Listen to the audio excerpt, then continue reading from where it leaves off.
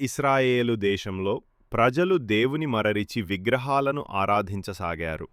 అప్పుడు దేవుడు ఎలీయా అనే ప్రవక్తను పంపాడు. ఎలీయా రాజు ఆహాబు ఎదుట నిలబడి అన్నాడు, నా మాట తప్ప ఈ దేశంలో వాన పడదు. దేవుడు ఎలీయాను వాగు దగ్గర దాచాడు.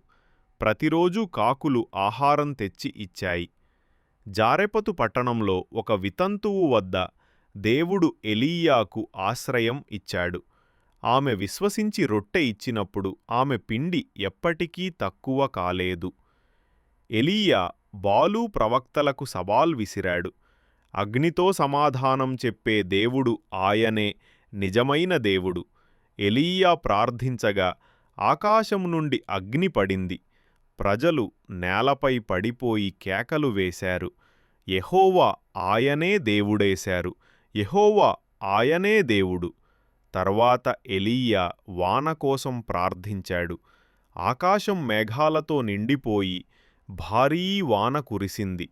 దేవుడు ఎలీయాను అగ్నిరథంలో ఆకాశానికి తీసుకుపోయాడు. అతను మరణించలేదు. దేవుడు స్వయంగా తీసుకున్నాడు.